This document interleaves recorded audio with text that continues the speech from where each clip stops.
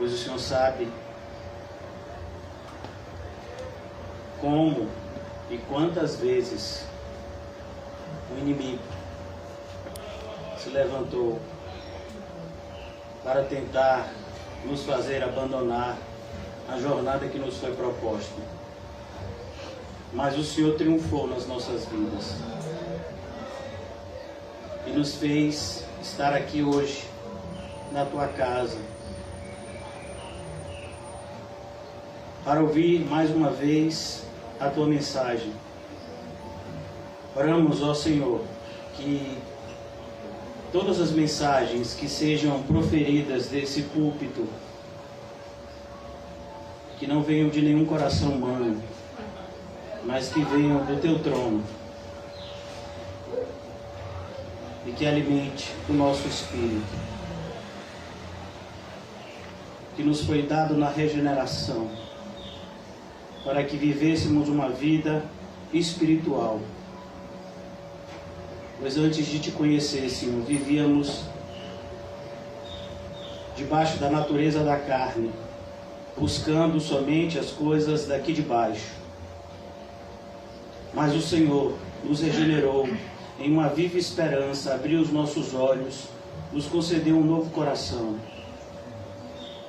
e tem nos alimentado, Senhor, generosamente, por meio da tua palavra, nos dando o crescimento, para que venhamos, segundo a tua boa vontade, dar os bons frutos, que glorifiquem o teu nome e que evidenciem a tua soberania, a tua bondade, o teu amor.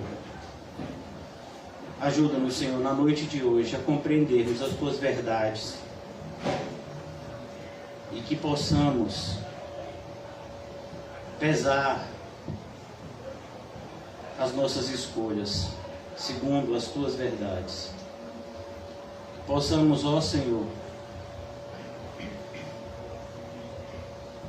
examinar sinceramente que direção a nossa vida tem tomado.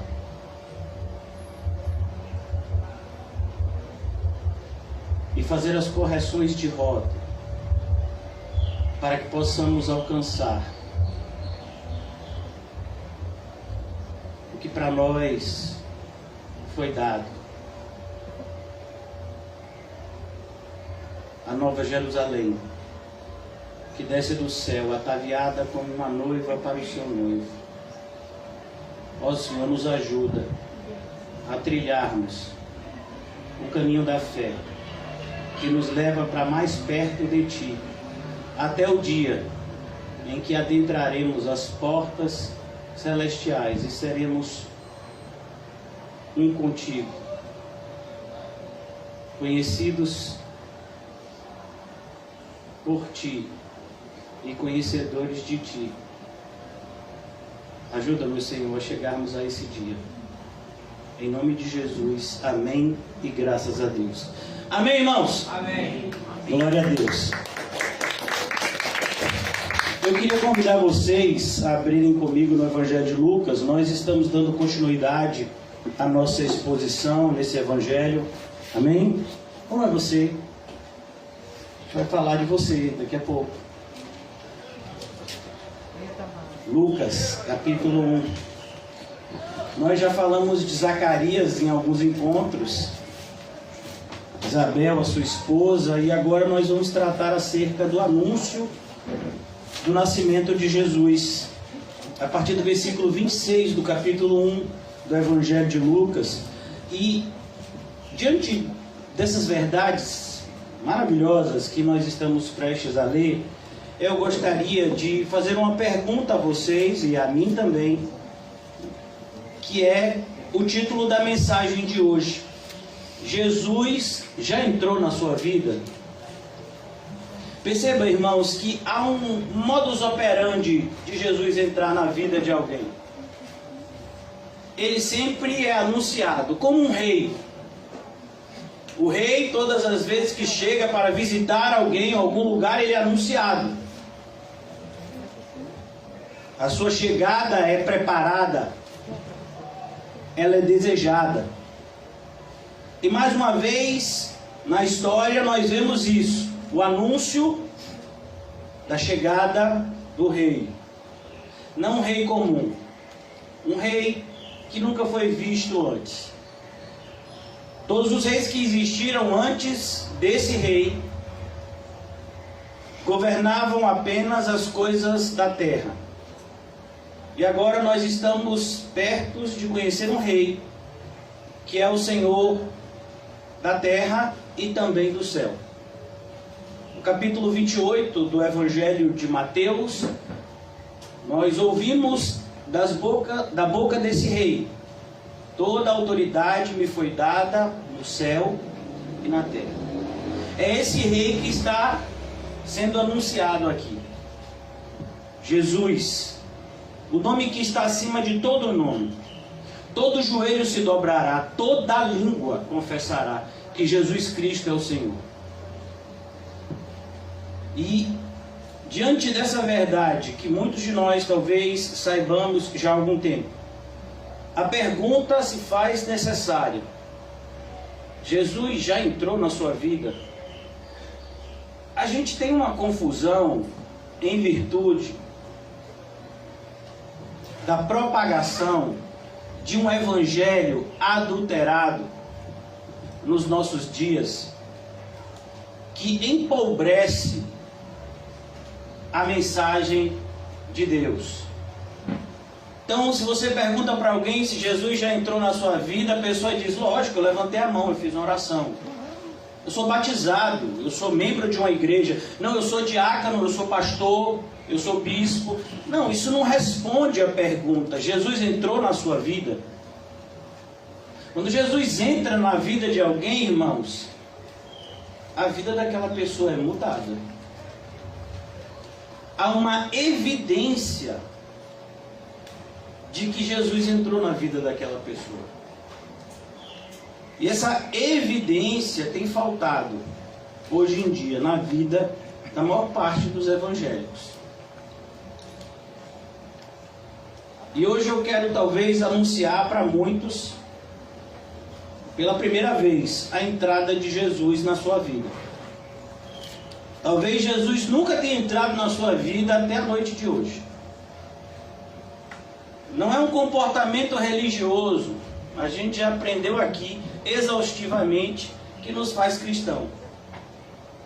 Não é o fato de nós termos determinadas informações religiosas que nos faz cristãos, mas é o fato de nós termos sido regenerados.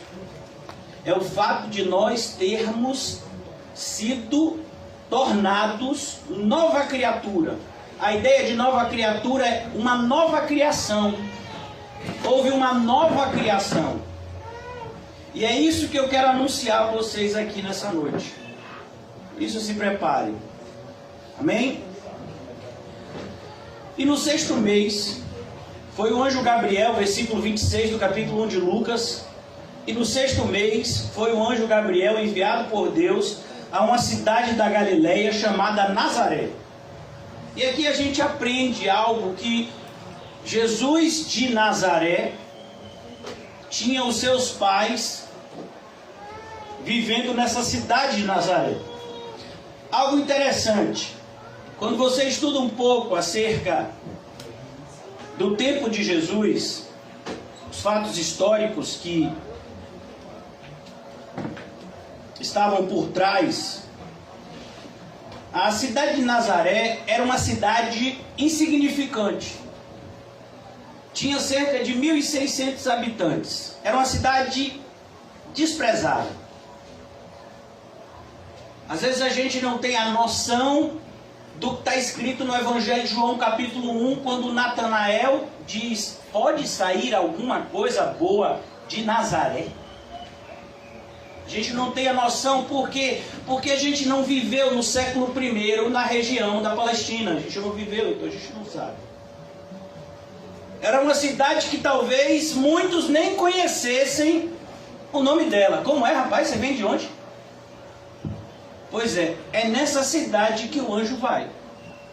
Porque, irmãos, até aqui as coisas estão acontecendo mais ou menos de forma natural. Ou seja, de forma esperada. O anjo aparecer no templo do Senhor é esperado. Afinal de contas, na inauguração do templo, a gente sabe que não foi esse templo, foi do primeiro templo feito por Salomão, mas no mesmo lugar, na inauguração do templo, o próprio Senhor se fez presente. Então esse era um lugar que é a casa de Deus. Mas aqui não, agora o anjo, ele está sendo enviado por Deus a uma cidade que talvez muitos daquela região nem considerassem cidade.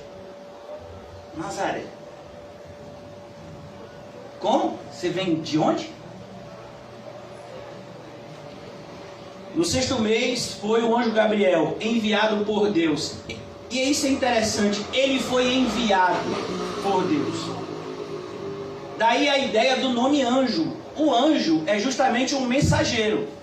É aquele que é enviado por Deus a entregar uma mensagem. É por isso que no livro do Apocalipse nós lemos no capítulo 2 e 3, e ao anjo da igreja, aquele que é o responsável por transmitir a palavra de Deus para o povo, eu tenho uma mensagem para ele, para que ele passe para o povo.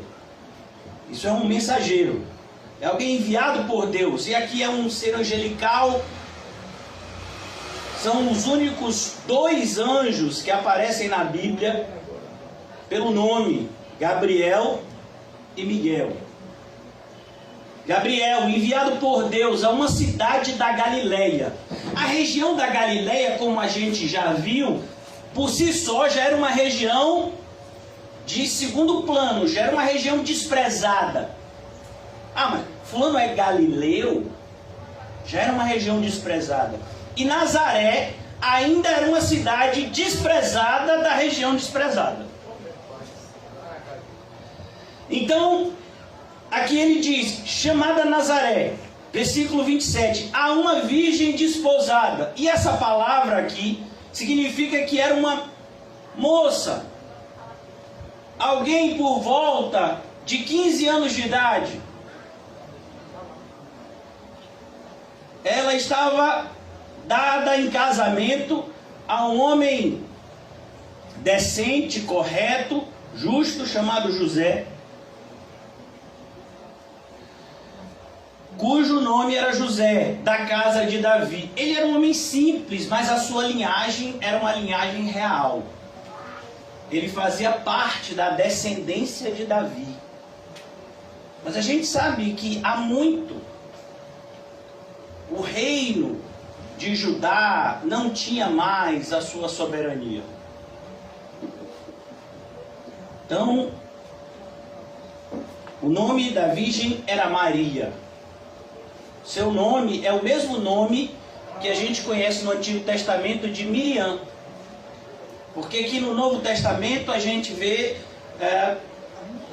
a linguagem comum que se falava aqui era uma linguagem que é a linguagem chamada de aramaico, que é uma versão do hebraico, um pouco diferente do hebraico tradicional.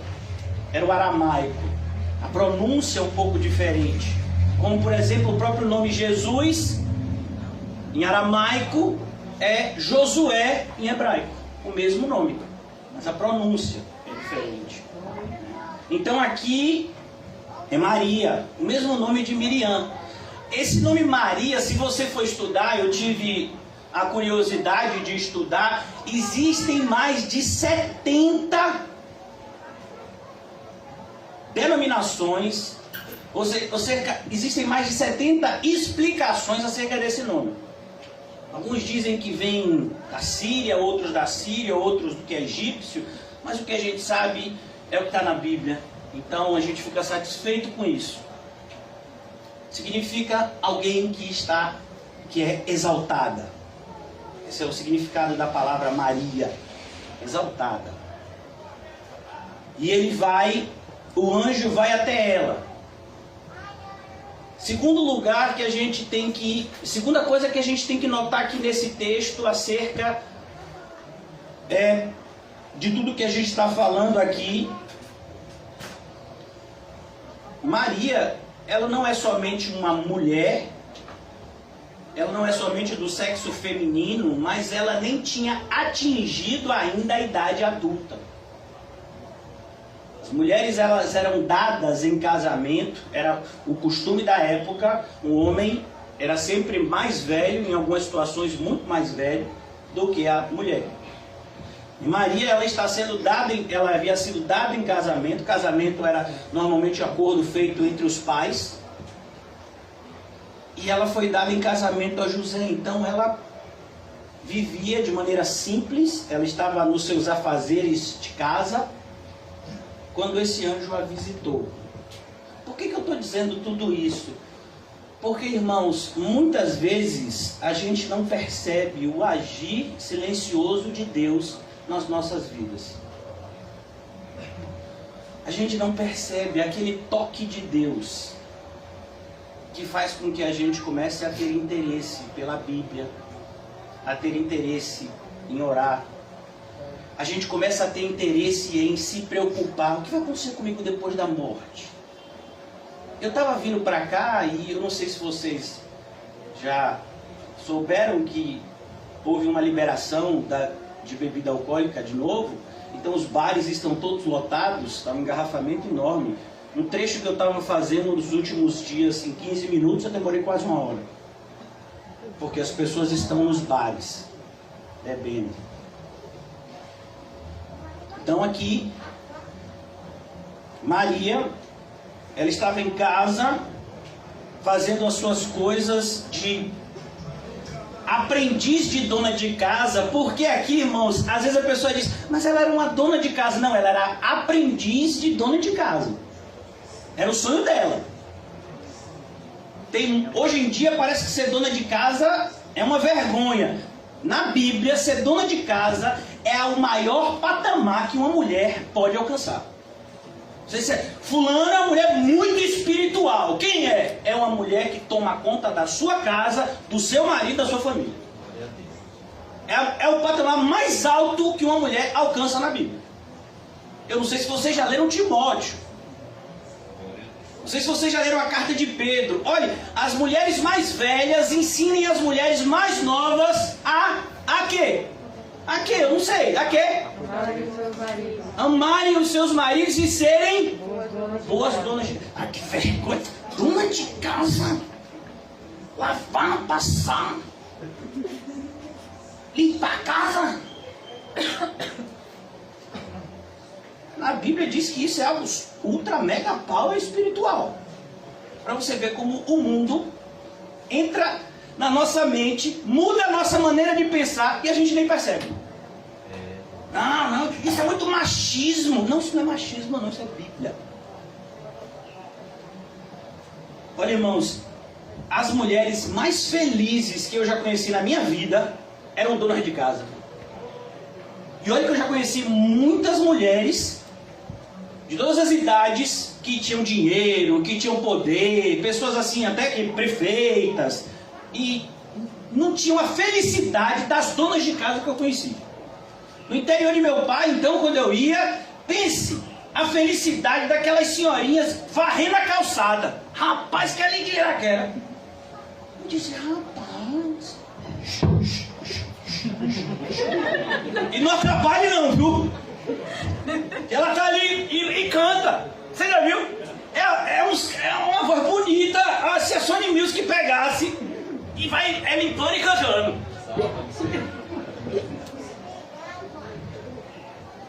Porque hoje em dia a depressão tem alcançado tantas mulheres. Por que você acha? Porque elas não estão fazendo o que deveriam estar fazendo. Quando você não está fazendo o que você deveria estar fazendo, você perdeu o propósito da sua existência. Deus não faz nada sem propósito. É como, por exemplo, qual o propósito de uma árvore? Dar fruto e sombra. Se não está dando fruto, o que a árvore corta? Está ocupando espaço? Está consumindo nutrientes? Deus não faz nada inútil.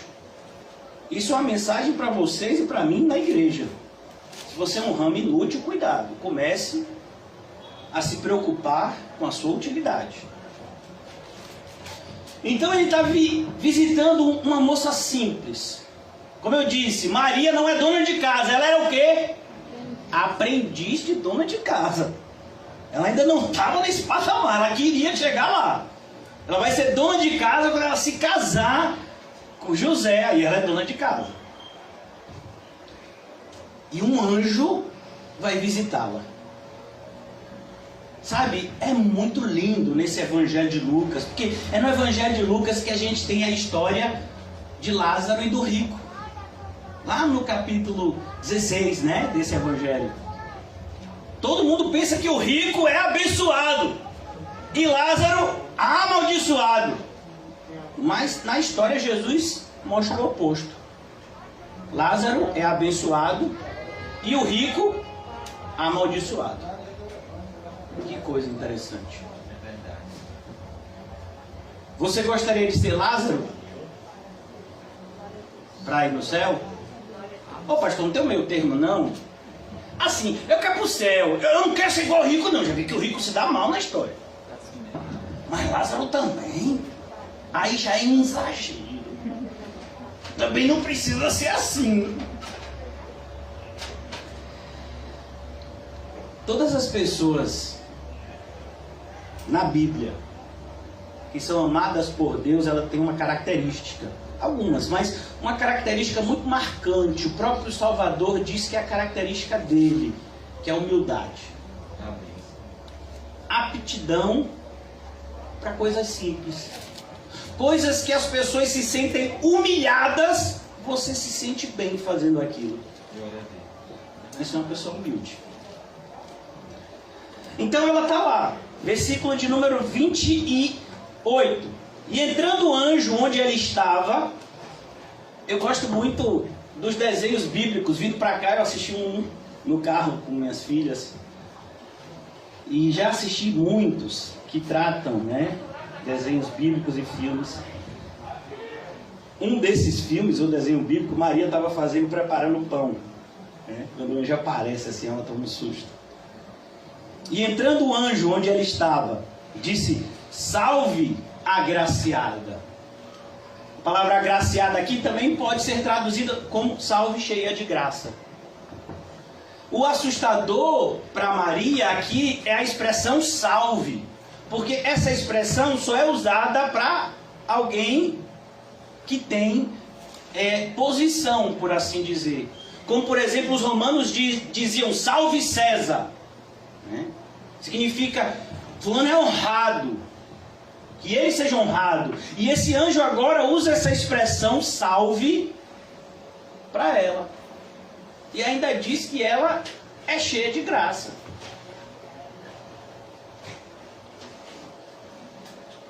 O Senhor é contigo. Olha, irmãos, a única coisa que eu e você precisamos hoje aqui é: o Senhor é conosco. É ou não é? A gente não precisa de pai, mãe, filhos, mulher, esposo, dinheiro, casa. Todas essas coisas, irmãos, são acessórios. O Senhor é o principal. Quem não tem o Senhor não tem nada. Então ele diz: o Senhor é contigo. Bendita és tu entre as mulheres. Como diz uma frase dessa? Se você diz uma frase dessa para uma pessoa orgulhosa, a pessoa diz: eu já sabia. Deus é na minha vida, eu tenho 2 carros, 2 casas, fazenda. É claro que Deus é na minha vida, você não está me contando novidade nenhuma. Esse é o mundo que a gente vive. Você vai falar isso para uma pessoa, para um evangélico hoje em dia: claro que Deus é na minha vida. A gente vive num mundo onde as pessoas medem a bênção de Deus por coisas. Deus me ama muito, olha o que eu tenho. Eu não tenho nada, então, ó. Na Bíblia nunca foi assim. É até muitas vezes o contrário. Deus tira coisas dos seus filhos que Ele ama, quando vê que essas coisas não estão lhe fazendo bem. Bendita és tu entre as mulheres, E vendo ela o que estava acontecendo, quando Maria se apercebeu do que estava acontecendo, porque, convenhamos, irmãos, você está fazendo suas coisas normais do dia a dia, lavando uma roupa, cozinhando uma comida, né, arrumando uma casa, aparece um anjo e diz uma frase dessa, você tem que ter tempo para digerir. Como é? Um susto. E vendo ela, turbou-se muito com aquelas palavras. Ela ficou assustada. Ela ficou muito assustada com aquilo, porque ela nunca esperaria aquilo. Era uma pessoa simples, acostumada com a vida simples.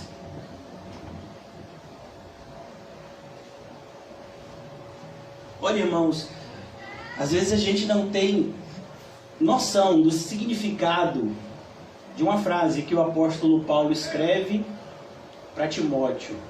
E diz assim: verdadeiramente grande fonte de lucro é a piedade com contentamento.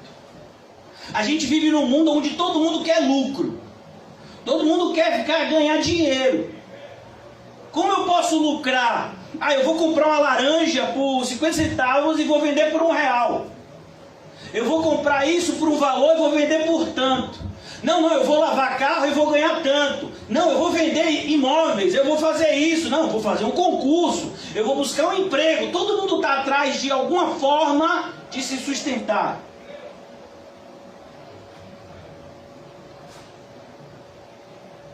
E por conta disso a gente perde o privilégio de ser sustentado por Deus. A gente não tem humildade suficiente para isso. Você quer subir, tem que descer. A matemática do Senhor é diferente. Então ele diz: salve agraciada, o Senhor é contigo, bendita és tu entre as mulheres. E vendo ela, turbou-se muito com aquelas palavras e considerava que saudação seria essa. Não, eu não mereço. A ideia aqui é: eu não mereço esse tipo de saudação. Eu sou apenas um adolescente que está entrando na fase adulta, prometida em casamento. Vivi minha vida inteira aqui com a minha família, talvez nunca tivesse saído daquela região ali. E de repente ouve uma frase dessa. Ela fica: não, eu acho que não faz sentido. É um filho de Deus quando ouve a mensagem da salvação. A diferença de um falso crente para um crente de verdade é essa. O crente de verdade, por mais que ele saiba que Deus ama e que ele é salvo, ele sabe que não merece. O falso crente não. Ele acha não só que merece a salvação, como que merece uma vida boa. E fica jururu se a vida dele não tiver como ele quer. E faz voto com Deus e faz, sabe, Deus, eu quero isso, eu quero aquilo, eu não aceito isso. Você é o quê, rapaz? Não aceita. Quem foi que te deu a escolha? Se alguém disser assim: eu não quero ficar doente de Covid, não quero. Essa escolha é sua. Você pode até se trancar dentro de casa. Os casos são inúmeros de pessoas que não saíram de casa e que pegaram a doença. Por quê? Porque a pessoa tem que comer. Então você compra um entregador que vai entregar na sua casa. Você estava na rua, você pode fazer a asepsia que for. Se tiver que pegar o vírus, vai pegar e acabou.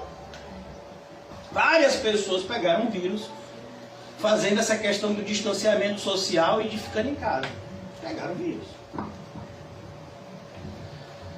Então ele diz aqui: vendo ela, turbou-se muito com aquelas palavras e considerava que saudação seria essa. A ideia aqui: não mereço, não mereço, eu não mereço, eu não mereço isso. É como o publicano que vai ao templo orar e diz: tem misericórdia de mim, eu sou um pecador miserável, Senhor. Eu não merecia nem colocar os meus pés aqui nesse templo. Senhor, eu não mereço essa cadeira que o Senhor me deu para sentar. Eu não mereço a água que eu bebi hoje. Senhor, eu não valho nada. Esse é o sentimento de alguém que vai morar no céu. Glória a Deus. É por isso que ele não fica descontente com a vida. Ele não merece nada. Então ele está sempre no lucro. Glória a Deus. Eu não merecia o dia de hoje. Estou no lucro. Glória a Deus.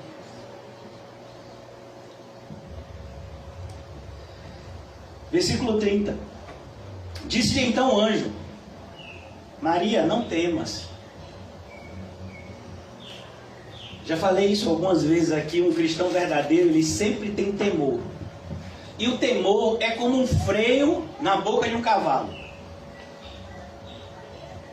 impedindo que a gente vá para direções perigosas.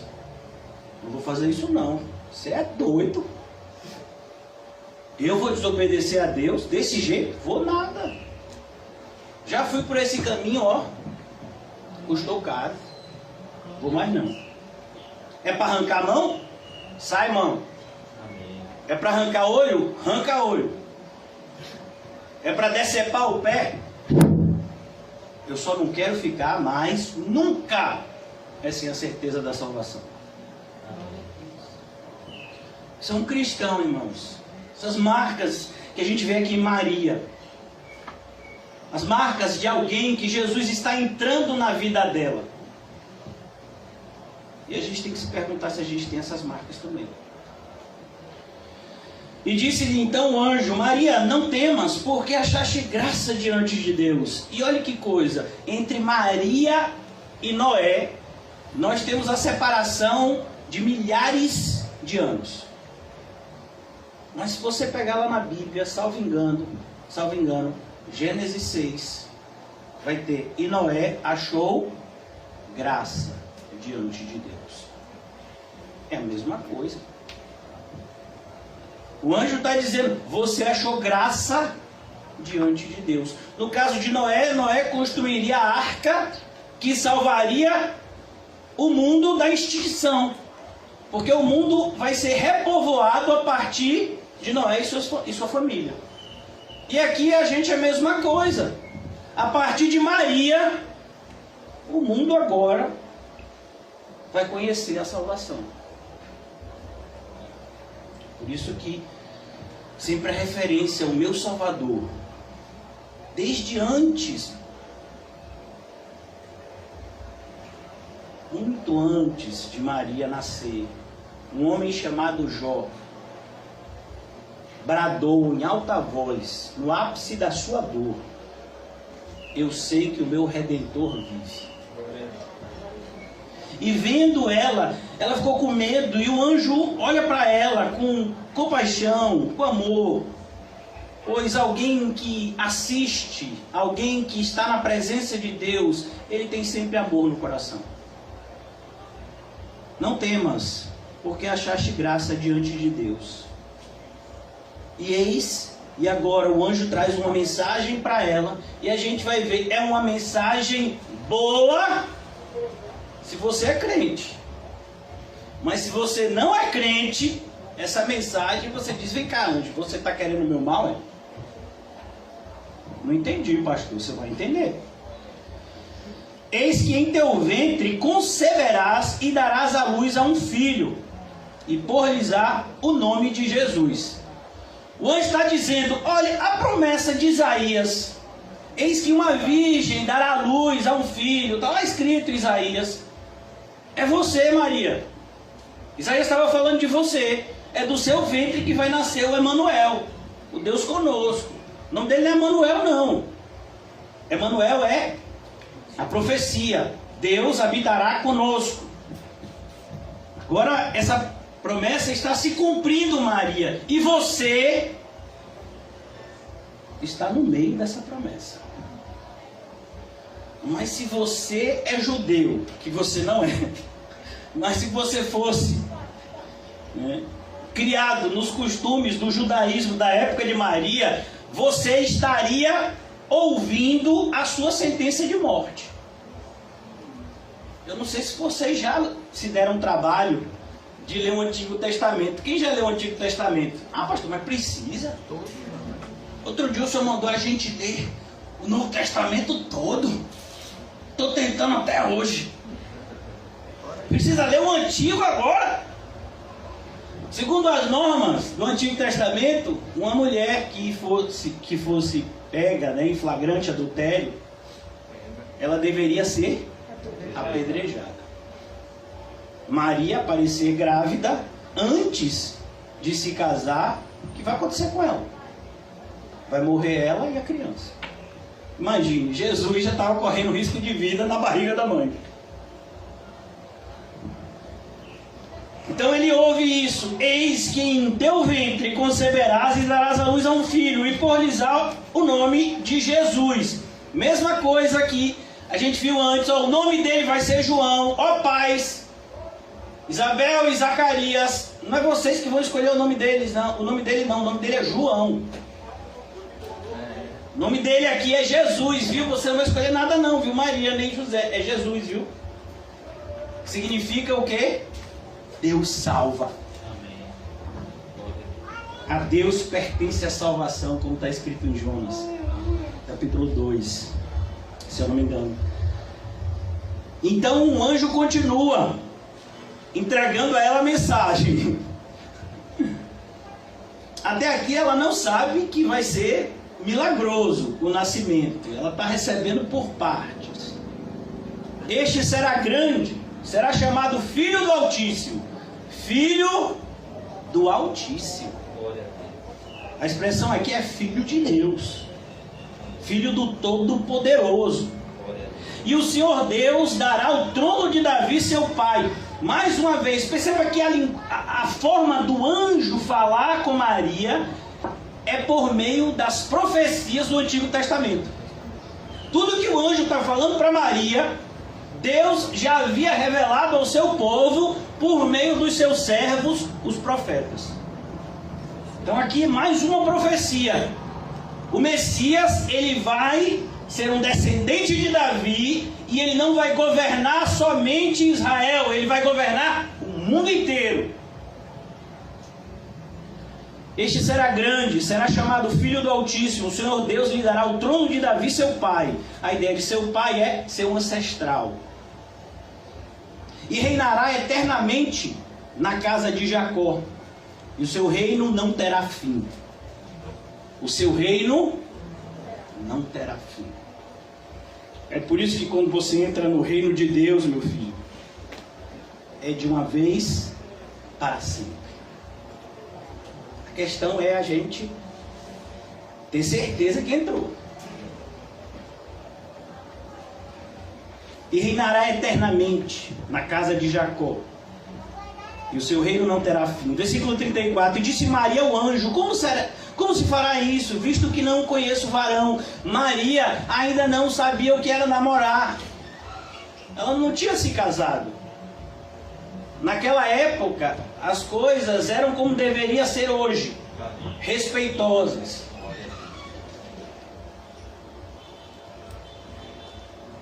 Às vezes minhas filhas me perguntam: meu pai, quando é que você vai me deixar sair sozinha de casa? Tipo, não sei, uns 20, 30 anos, algo em torno disso. Meu pai, eu posso namorar com quantos anos? Uns 40. E tem que ser alguém mais crente que eu, comprovadamente. Depois de, como eu aprendi com o Lucas, depois de apurada investigação.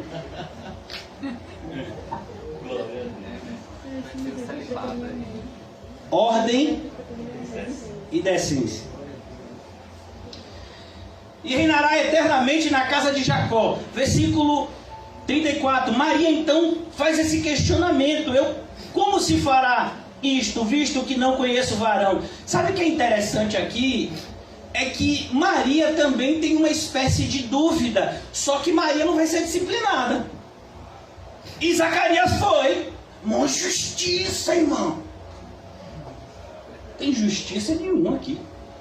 É nesse mesmo evangelho que está escrito: quem mais será dado, mais será cobrado. Você quer pegar um sacerdote que foi criado nos costumes, que sabia a lei de có e salteado, já tinha lido várias vezes os livros proféticos, tinha visto o poder de Deus no meio do seu povo, e uma jovem que muito provavelmente nunca tivesse tido acesso a um livro do Antigo Testamento. As mulheres não tinham acesso à sinagoga, muito menos um adolescente. Mas ela acreditava em Deus. Ela aprendeu sobre Deus na sua casa. Olhe, mães, ensinem as suas filhas.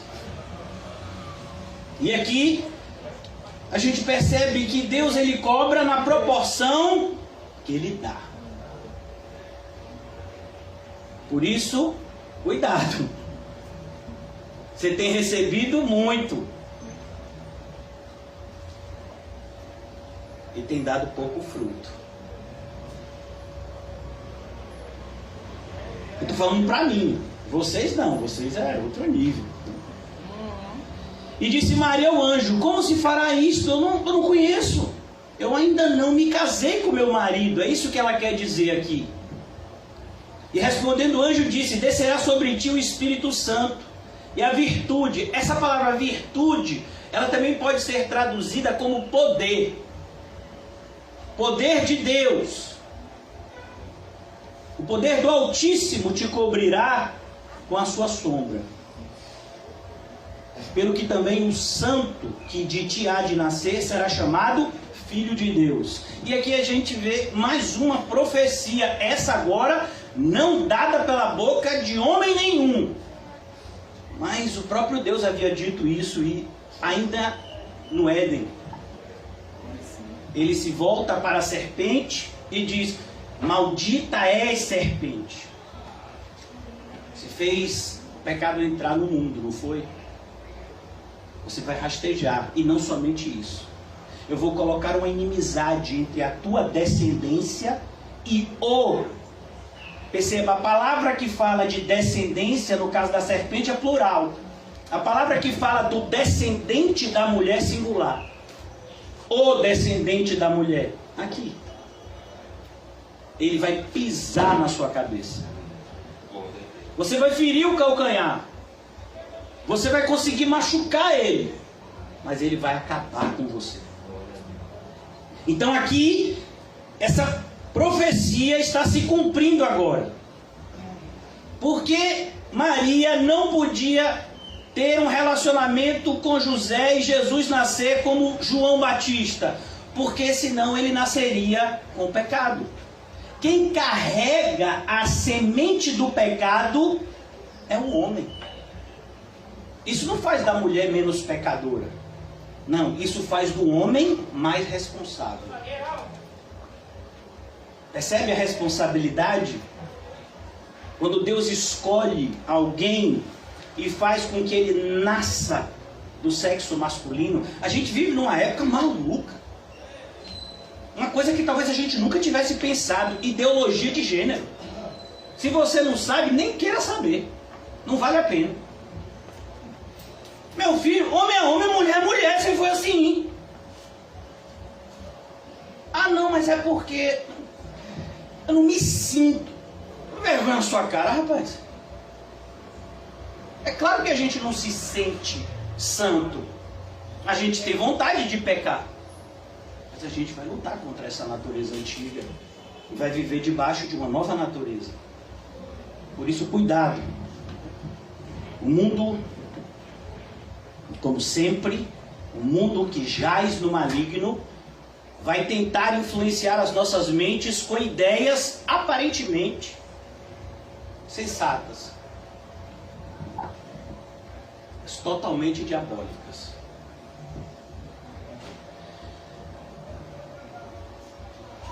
O poder de Deus descerá sobre ti e você vai ter um filho. Ele não pode vir de uma conjunção carnal, para que ele não nasça com o pecado.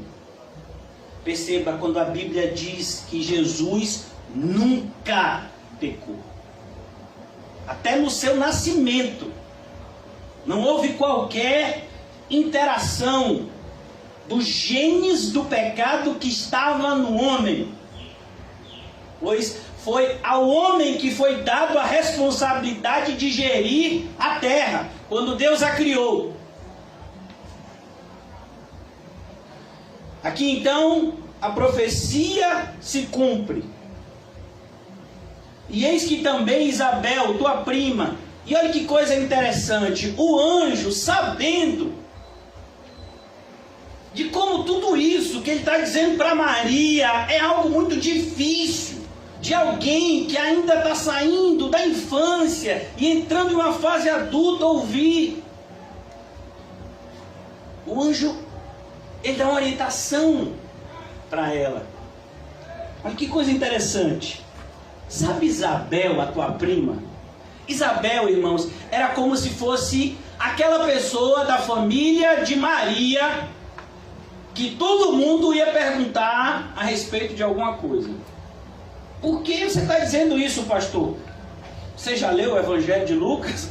A gente está lendo ele, né? Vamos voltar um pouquinho lá para cima? Eu falo para cima por causa da minha Bíblia, né? Mas voltar um pouco os versículos. Versículo 6, a referência em relação a Isabel, qual é?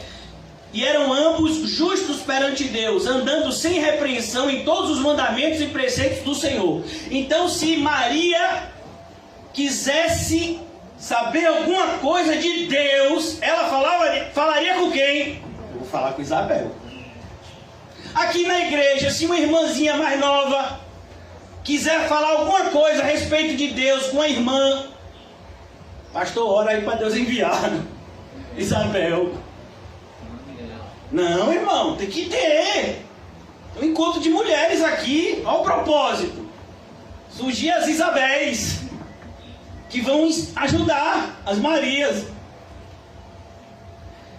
E eis que também Isabel, tua prima, mas já é idosa. Olha a diferença. Isabel era uma senhora de idade e Maria sabia que ela era estéril.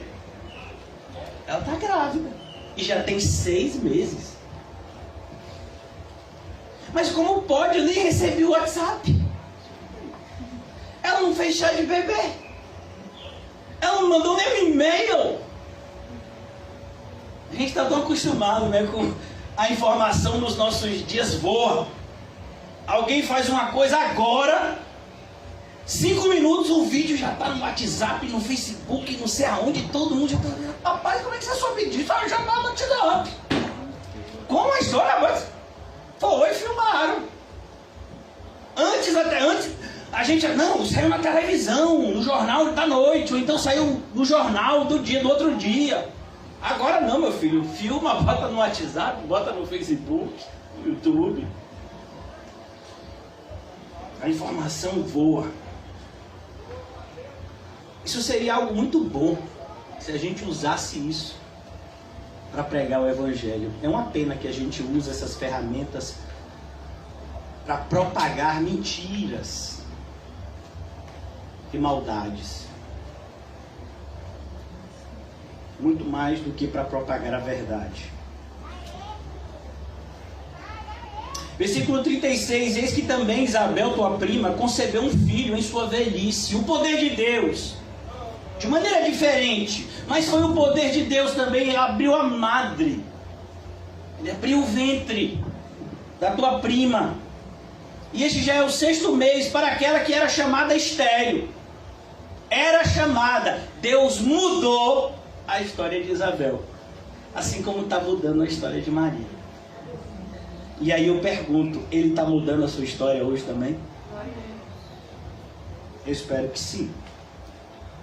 E disse então Maria, isso que é maravilhoso: eis-me aqui,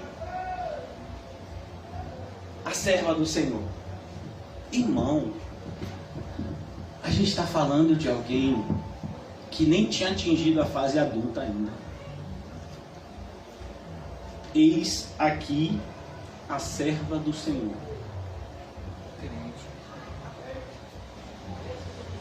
Ela está ouvindo, sabe? Você e eu, a gente lê essa parte e a gente meio que fantasia também uma profecia dessa maravilhosa. O Filho de Deus vai nascer do ventre dela. Que honra! É, meu filho. É uma honra também você ser chamado Filho de Deus. Mas e aí? O caminho é estreito. Tem que carregar uma cruz. Você vai ser escarnecido. Quando mentirem, quando falarem mal de você, mentindo, você tem que achar bom. Tem que achar bom. Não é? Eu tô errado. Porque se eu estiver errado, eu me corrijo. Bem-aventurado será você quando mentindo, disserem todo tipo de mentira, maldade a seu respeito, acabarem com o seu nome, por puro prazer da maldade. Fico feliz. Ficar feliz. Se o senhor me dissesse que eu tenho que tolerar essas coisas, já ia ser difícil. Mas ficar feliz. Meu filho, se você quer ser amigo de Deus, você tem que estar disposto a ser visto como inimigo do mundo.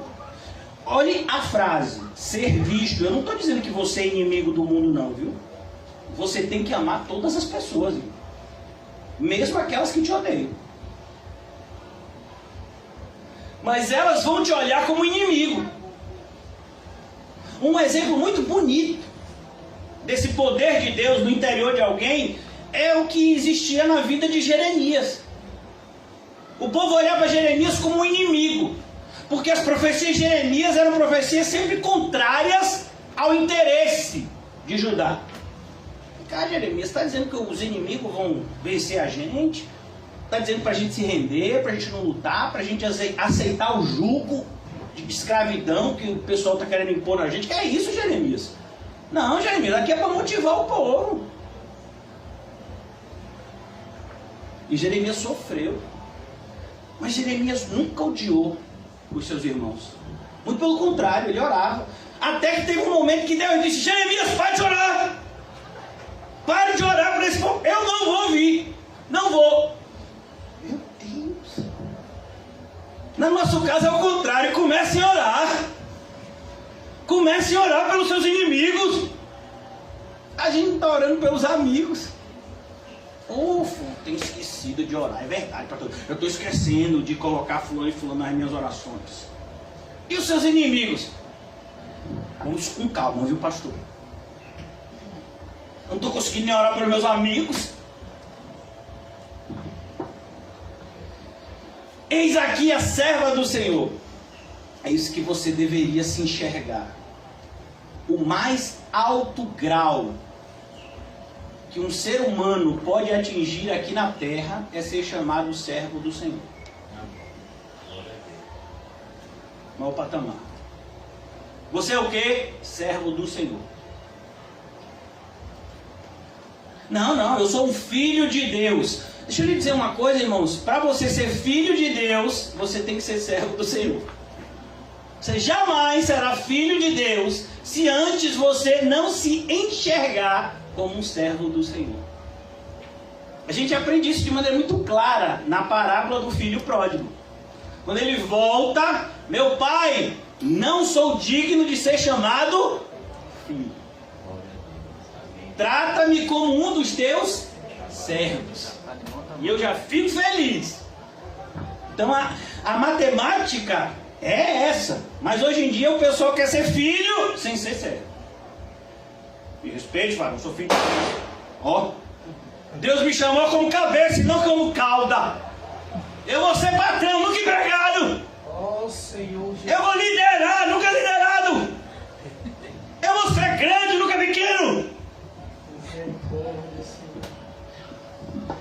Eis aqui a serva do Senhor. Você vê como a gente está errado. Cumpra em mim segundo a tua palavra. Meu Deus! Se Deus dissesse hoje: olha, eu tenho uma bênção na sua vida. O que é? Você vai pegar uma enfermidade, você vai sofrer 20 anos com ela. Aí depois você vai entrar no céu. Você vai glorificar o meu nome, mostrando para as pessoas ao seu redor que você tem alegria mesmo com essa enfermidade que todo mundo tem medo de ter. Ô Senhor, é mesmo? Eu tenho que passar por isso? Percebe, irmãos, um servo do Senhor nunca faz essa pergunta: eu tenho que passar. Ele se sente privilegiado de Deus ter um plano para ele.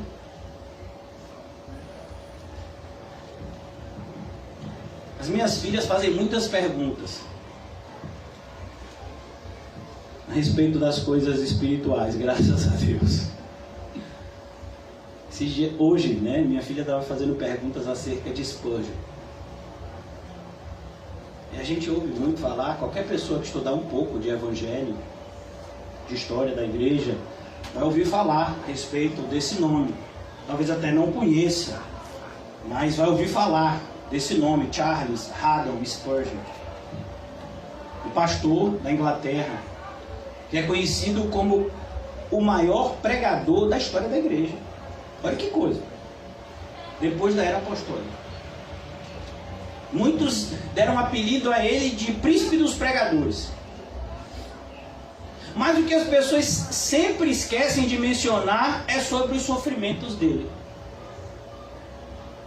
Ele nasceu numa família em que o pai dele teve tantos filhos que não teve condição de criá-los. E saiu distribuindo para os parentes. Spurgeon ficou com o avô. E o avô de Spurgeon era pastor. Spurgeon, ele era tímido. E enquanto a maioria das outras crianças estavam brincando, ele era gordinho. E ele já sofria bullying naquela época. E aí ele ficava estudando em casa. Quando ele tinha, acho que antes dos 10 anos, ele já tinha lido várias vezes o Peregrino. Irmãos, tem gente que tem 10 anos de igreja que nunca leu o Peregrino. Verdade. Ele com 10 anos de idade já tinha lido várias vezes o Peregrino. Ele começou a pregar com 16 anos. Com 17 ele foi chamado a ser pastor de uma das maiores igrejas da Inglaterra. E tudo isso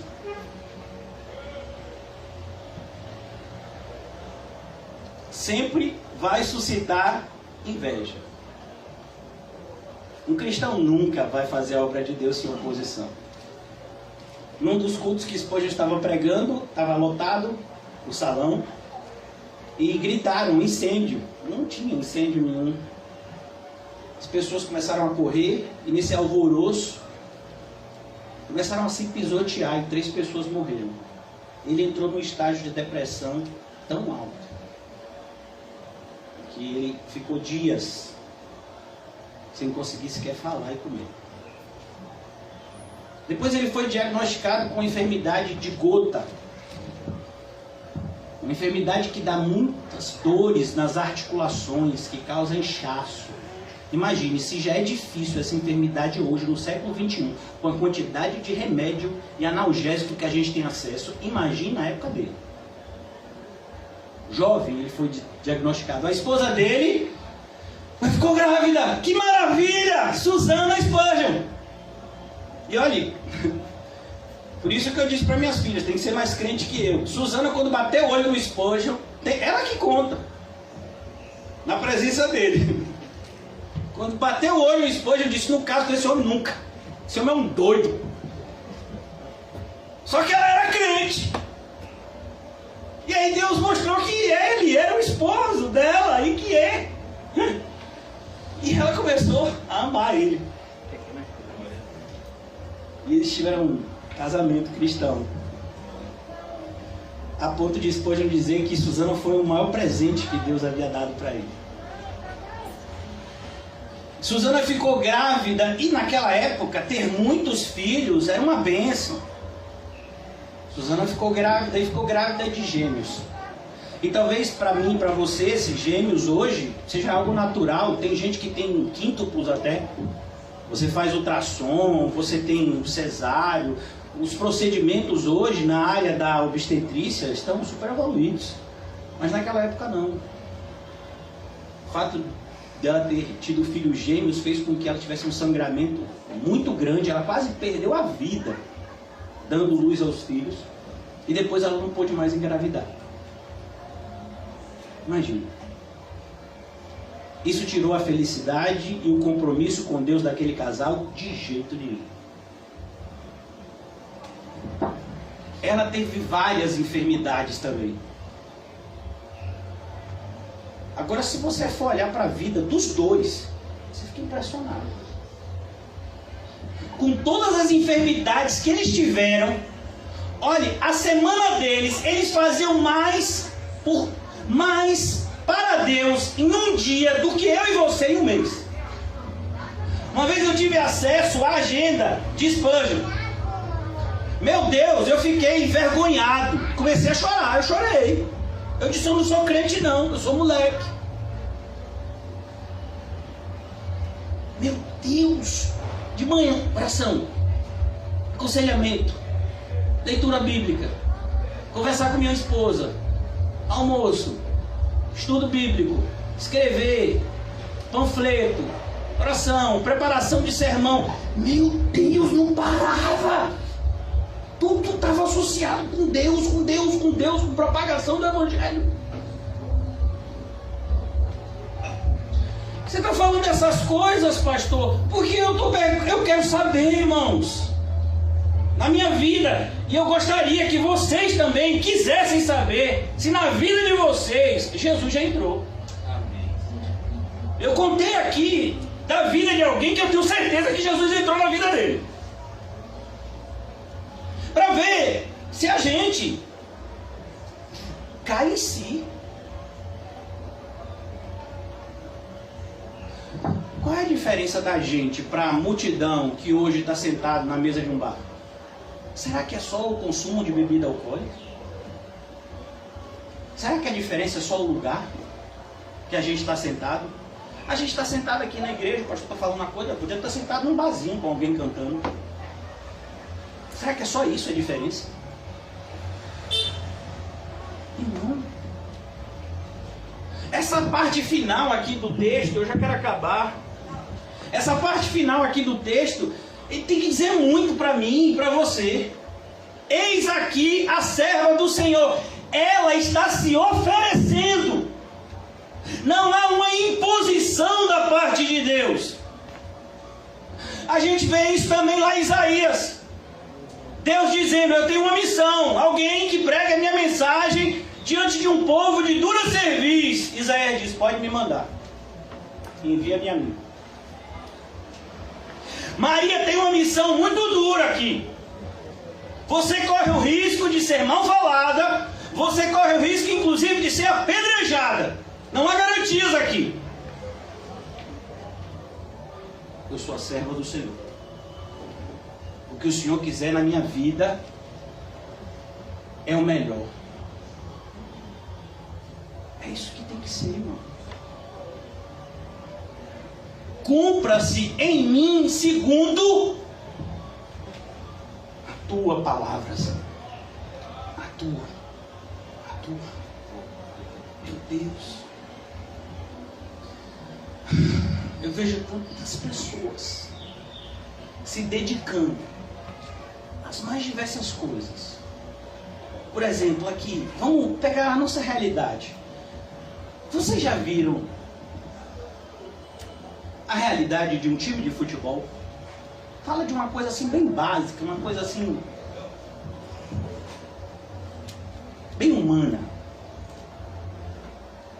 Até um time de futebol, ele tem concentração. Um time de futebol tem pré-temporada. Muito antes de começar os campeonatos, ele se reúne e começa a treinar. Ele não chega num jogo de futebol, você vai vestir a camisa tal, você vai vestir a camisa tal, você é tal, e eu não quero ser goleiro, viu? Não, tudo organizado. Tem um roupeiro. O roupeiro não é importante. Não é importante. Você sabia que sem uniforme você não joga? Sabia disso? Tudo planejado. O jogo vai ser no domingo. Concentração é na sexta. Não pode falar com o familiar, não pode negócio de célula, nada. Tudo para ter o foco aonde? No jogo. Aí a gente vem para a igreja. A gente quer ouvir a voz de Deus. A gente quer que Deus toque na gente. A gente quer sair daqui aleluiado. Você se preparou? Foi? Você quer morar no céu? Eu quero. Você está jogando no time certo? Porque tem basicamente dois times. Tem um que vai para o inferno e tem um time que vai para o céu. E cada um deles tem seus uniformes e suas características. Você está em que time? Maria estava no time certo. Eu sou a serva. Eu sou aquela que fico feliz da palavra de Deus se cumprir em mim. Maria, você vai ser pobre. Você vai se casar com um homem pobre. Ele nunca vai te dar vida de luxo, viu, Maria? Você quer isso?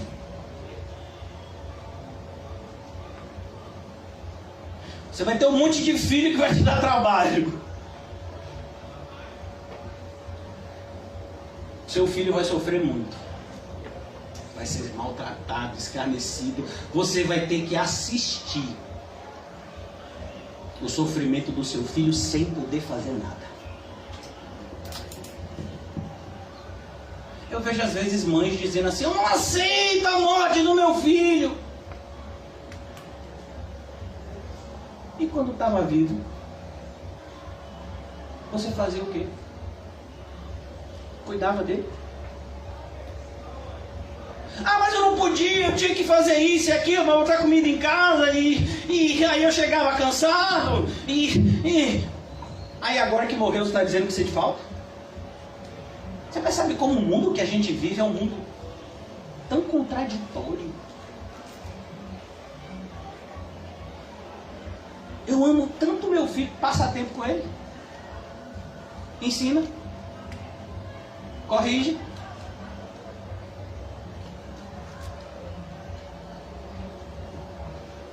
Maria viu o sofrimento do seu filho. E olha que já foi anunciado, viu? Antes de nascer. E o anjo ausentou-se dela. O que eu quero fechar aqui, irmãos, é que você entenda uma coisa. Nem sempre eu e você vamos sentir coisas sobrenaturais. Minha filha me perguntou hoje: meu pai... Ela já me perguntou isso umas 50 vezes, mas eu acho que ela se esquece, né? Meu pai, como foi assim que Deus te chamou para ser pastor? Eu sei como foi. Eu nunca vou me esquecer. Mas determinadas experiências espirituais que eu tive com Deus, eu tive. E eu não vou ter mais. E eu preciso saber disso. Quem aqui já comeu algodão doce?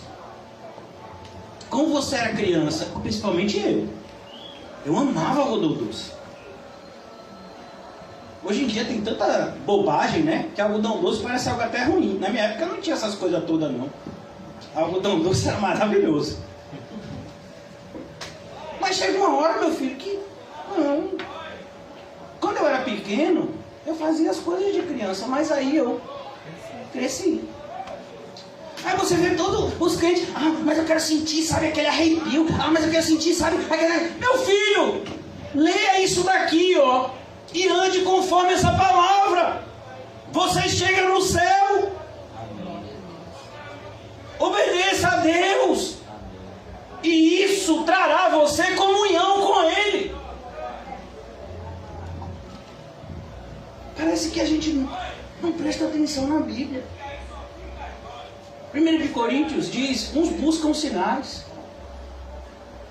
outros sabedoria, mas nós pregamos a Cristo, a palavra, e este crucificado, loucura para alguns, escândalo para outros, mas para nós é o poder de Deus. Eu não preciso de sinal, eu não preciso de choquinho, eu não preciso de anjo aparecendo para mim, eu não preciso dessas coisas. Eu tenho a palavra de Deus, eu tenho o Espírito Santo de Deus me confirmando cada um desses versículos. E para mim isso é suficiente. Se o Senhor quiser mandar anjo para a minha vida, Ele manda. Mas não porque eu preciso. O que eu preciso, eu já recebi. Ou então, a Bíblia é mentirosa. Como assim, pastor? Alguém já leu Efésios aqui? nós já fomos abençoados com toda sorte de quê? De bênçãos espirituais. Está faltando mais alguma coisa? A gente já recebeu. Então pare de ficar pedindo, Deus envia! E começa a fazer o que Deus mandou com aquilo que Ele já te deu. Ele já te deu uma missão. Ele já te disse, eu tenho certeza absoluta que cada uma das pessoas que estão aqui, e até o irmão César que está ali fora, com o Dylan no braço, me escutando, porque eu grito. Todos nós sabemos o que Deus quer de nós. Só que muitos de nós aqui ainda estamos fingindo. Eu não sei, vocês sabem que os bares estão lotados, mas as escolas estão vazias. Então não tem escola, é ensino à distância. Irmãos, eu nunca vi a internet falhar tanto do que na hora da aula. A internet não falha quando está jogando videogame, porque os videogames são tudo agora de internet. A internet não falha quando você está vendo aquele filme que não vale nada na Netflix. Não falha. Mas se você estiver na aula, a internet falha. Está caindo! Irmãos, tem gente que finge.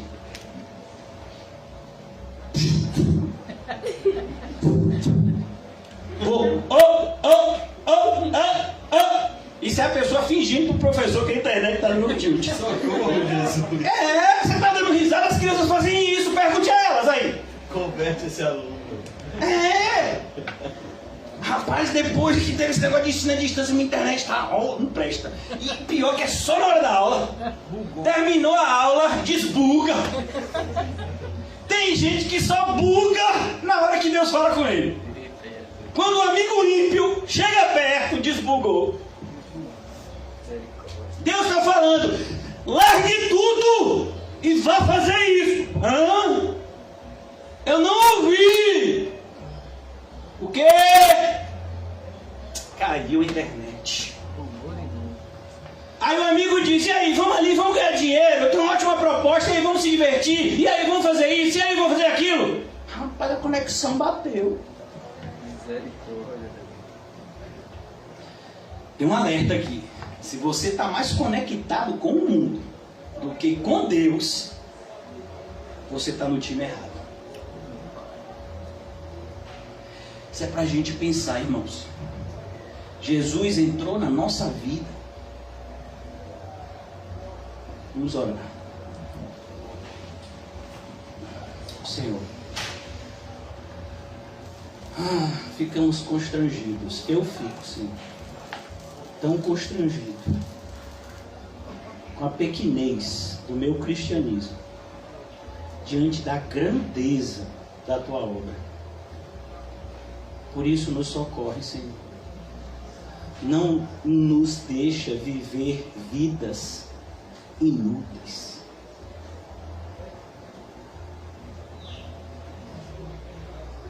Ó Deus, porque se o Senhor não ressuscitou, Jesus, comamos e bebamos que amanhã morreremos. Mas nós sabemos que o Senhor ressuscitou, morreu pelos nossos pecados, ressuscitou no terceiro dia, está sentado à destra de Deus e nos deu uma ordem: ide por todo o mundo, pregue o Evangelho, discipule, seja luz, seja sal. Meu Deus, como temos sido negligentes.